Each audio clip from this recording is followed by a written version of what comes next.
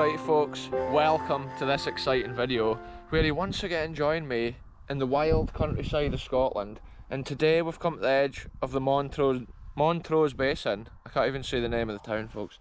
The Montrose Basin is out here, and today we're starting the video at this little bird watching hide which overlooks, there's a piece of abandoned history in the nearby area, and we'll get a proper look of it once we climb up in here. Shout out to the RSPB for building stuff like this. Check it out folks.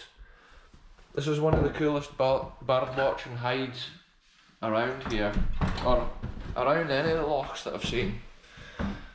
But this is the Montrose Basin, which is like a large water estuary at the edge of the town of Montrose. And they've built little hides like this for people coming bird watching and watching the nature of Scotland. Hello! There's nobody in here today folks. Let's take a look out though.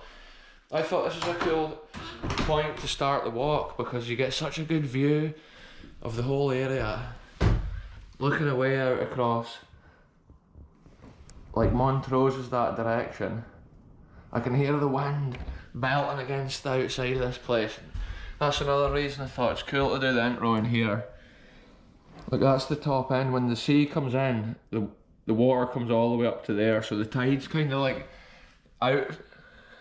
Like I would say it's definitely out just now. Whoa. Anyway folks, the piece of history we're coming to look at today in the video is located over here.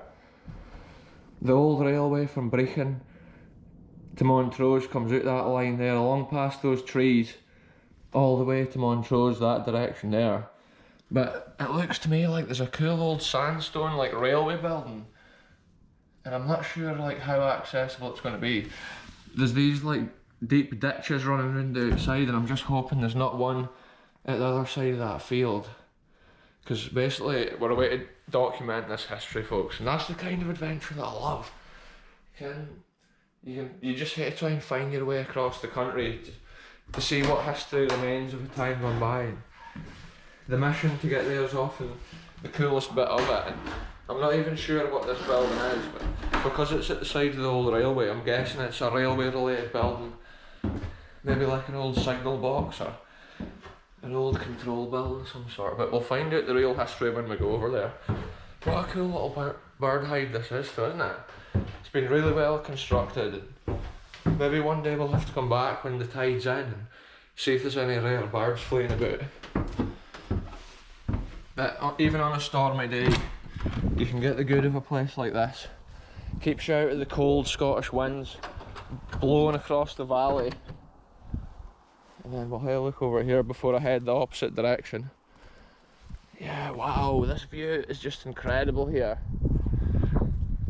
This is the Montrose Basin, and it is just a sanctuary of wildlife. The old railway line runs right along here. Hopefully the history we see today will be related to that. Old 1800s or early 1900s British railway history folks. So yeah, let's get on with this adventure.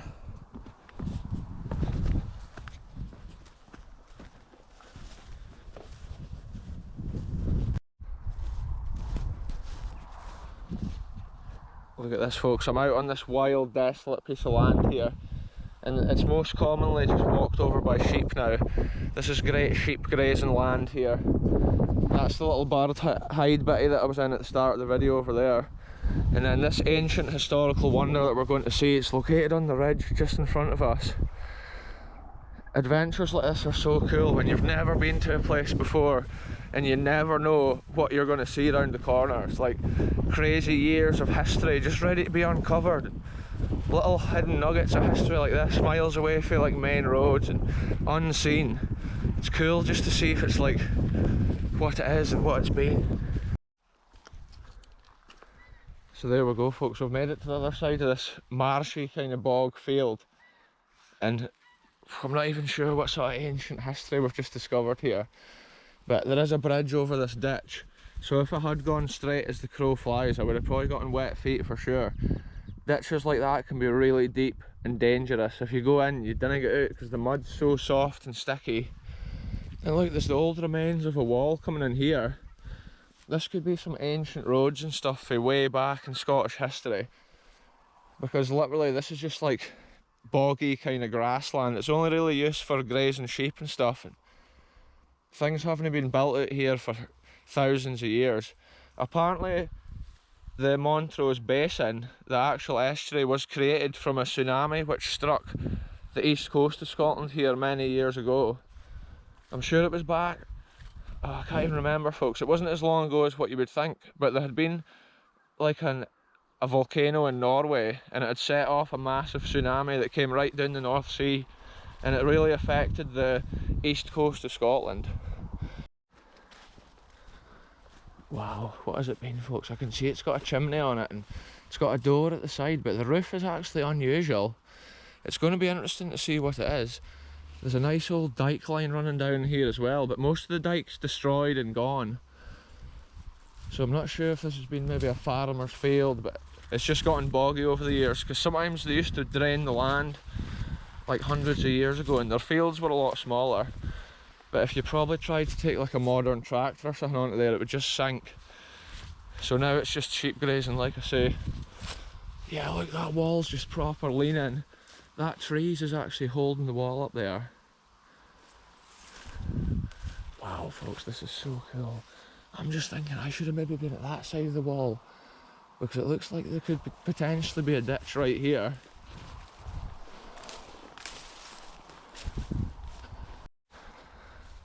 Check this out, I love to see that, the character of the decay with the old red bricks and the way the slates are on the roof. There's no two buildings the same when it comes to like the level of decay and stuff, depending on the bit of land to where it stands. Yeah, I'll climb over this fence, folks, and I'll get back to you. Check this out, folks, this is the line of the old railway here coming through the land. And it's so cool because I've never explored any of this like section of railway between the Dun station and Montrose. So there could be so much history ready to discover. And look how much they've cut out of the land there. You can see the big like groove, and all over the land they did that to make the railway level. They cut out miles of land, and then they used it often to build up other bits as well. And look at this crazy view over the Montrose Basin, with little nuggets of history like this just hidden in the middle of it. And like, what is even inside this building, folks? We're about to find out. Oh look, there's a wee ladybird there on the blade of grass. Just think about the people that may have come around here at one time when they were working, or when they were doing their job. Just think the trains would have been rattling past this window here, because that's the rail line just right there. Wow, there's no actually any evidence of much left in here now. Check out this old like window latch here. I love to see that old historical details. Look, it's actually bent. It is unusual. Check the old door. All this stuff's probably on its last like years of existence. Yeah, look, there's been a little bench in here. I believe little sheds like this were for railway workers. It's like a maintenance shed, and they would have had various stuff in here for the maintenance of the rail track. But like from the distance I had no idea what this even was. Look at it, it's different to all the other ones that I've found like on videos before. It's like there's a base here on the ground, like a cement base, and then look, there's the chimney. Like that's where the pipe for the chimney must have gone. And then there's been even like a bench at that side of things as well. They probably came in and had their cuppy in the morning. Ken, the cold Scottish winters and stuff, they would be getting a heat for the fire. Probably in the summertime they would have the windows open, getting the breeze blowing in. And it's often cool to imagine the history of the railways. It's almost forgotten wee buildings like this. Yeah, there's been something else on this wall here. Look at that, folks. An old bit of wood, which at one time obviously must have held something. Look at these massive bolts coming through the wall as well. I'll probably just put the torch off. It's actually light enough in here. But what a place it's been, folks. I love the adventure when you find something like that and then making your way across the wild land to try and get to it, and navigating around all those ditches and stuff. That's what I love about these adventures. And often when you come inside and you see a thing like that with nature taking back over, the ferns and every other type of spiky weed, gorse bushes and whatever else grows out here. Check that out, folks. That's those rose hip things, I think. It's crazy, like the variation of stuff that you get just everywhere in Scotland. It's a historical like hotspot, and also again the nature and wildlife and plants. It's just rich in everything. It's cool to document it. Looks like somebody's been shooting here, maybe with an air rifle or something like that over the years. And then on the sides, look, we can see woodworm, which has been in a lot of the old buildings. It seems to be a natural, like, occurring thing once a building's abandoned for a certain length of time. And then check this out, you can see how the roof is, which is rare because often in these abandoned buildings the roof's the first thing to fall off. Maybe with this one we've just been lucky enough to see it when the door frame, the roof's still in place, because I reckon the more years that pass, obviously the less stuff's on display to explore. Let's take a peek around and see if we can see what those threads... Oh, they were maybe holding the gutters, but it doesn't look that way. It's an unusually shaped building. And look, there's like some sort of vent on the wall there. Yeah, it is an unusually constructed building. And I could see it from so far away that it just... I was so inquisitive to come and see what it was, and document whatever was inside it if it was open. Often with these sites you can walk miles to come and see them, and when you get there they end up being like locked up or sealed up, which is good to like save the history, but it's cool to explore and see inside. I love the details with the old windows, with the metal frames, the old hinges and latches. You can still see the putty. Yeah, and the ivy's taken over at this side as well. That has been cool though, folks. I can hear birds or something tweeting behind me. Can you hear it, folks? I think it's a pheasant. This that we're standing on now is actually the old rail line, which is quite cool. One day we'll probably have to like come and walk this line, see what more history. Look, here's pheasants, look, they're all there. That's what we're hearing behind me in the bushes. Yeah, folks, this is the rail line. What an adventure it's been. Like, I was way over there when I first noticed the structure, and I thought it's so cool to come and document it.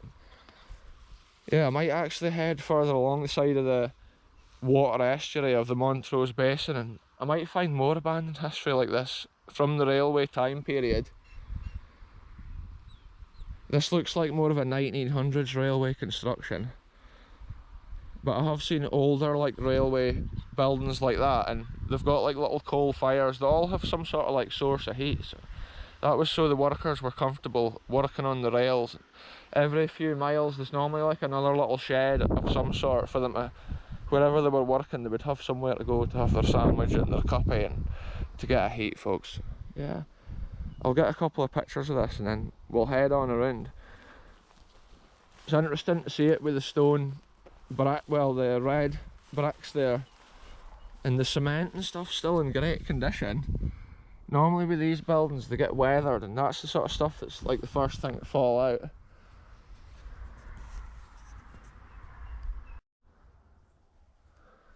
So I just came back inside to take a few photographs, folks, and I was just noticing these bars at this side look like they've been cut off. There's actually more bars at this other side. I'm not sure what that's been, because they're not actually connected to anything outside the building.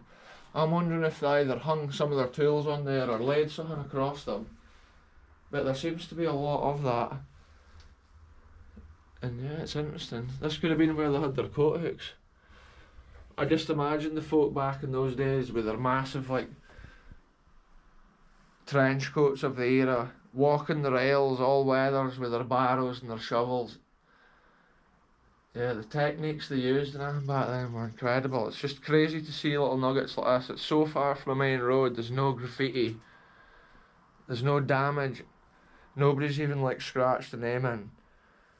And this building must have been abandoned at the same time this rail line here got abandoned. Yeah, look, there's some sort of like metal bracket thing down there. Could be a bit of railway history. And then look at this, folks. That shows you the sort of glass they had in the windows. It was actually like a frosted glass type of stuff. It wasn't just clear windows. And then there's been something else up here. I think with buildings like this, I'm not sure if they would have had electricity. I think it was more just like a shed with like a fire and a bit of heat that could have gotten shelter in. But yeah, let's head on out, folks, and see if I can get safely out of this spot. I might take a different route out of here for the adventure. Go down the side of that field there.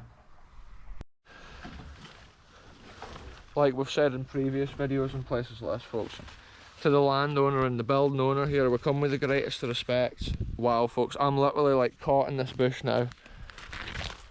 Anyway, yeah, spiky bushes, folks, that's what the adventure's all about.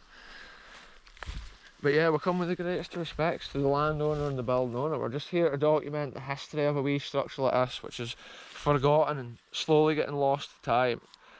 It's just so cool to see it. Now I need to try and get out of this spot, and I'm just thinking the best way to go. I was going to maybe just go along and down through those trees, but then I'll have to go down to that bridge anyway, so yeah, we'll see, folks. All these old cement poles here would have been like from the railway time, so it's interesting to see that. And then it's been built on the edge of an old dike line, which could even predate the railway. So it's like this bit of land here has been built up, and then for miles up that way, the land there has been dug out, which is obviously the opposite. So they did so much land engineering and sculpting of the land back in those days. I do apologise for any wind in this episode blowing through, folks. It's literally out in these open kind of plains of Scotland here. Nothing but nature and abandoned history. And it's cool that I can just share these videos with kind of people that would never normally see a thing like that. It's just a wild little building hidden in the Scottish countryside. It tells a story of the railway history which is now abandoned and forgotten. It was such a strong bit of the British infrastructure, and they could have still used the railways to this day to transport goods up and down all the cities of Scotland. And you can put like 10 lorry loads of stuff on one train and just send it on. It's so much more economical than sending 10 lorries. Yeah, look, there's a kind of path here. It might just be like an animal path. I'm really not sure, folks. There is a farm kind of over that way, about half a mile. And then I'm not sure if there's some sort of big house around this neck of the woods. It's the railway history I'm wanting to see in this adventure. But you never know what is round the corner, and that's what I love about exploring.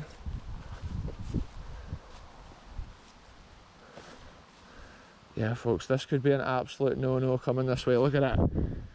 Soggy bogland conditions here. And then down this side's the ditch. I'm going to have to go back. I'll go back the way I came.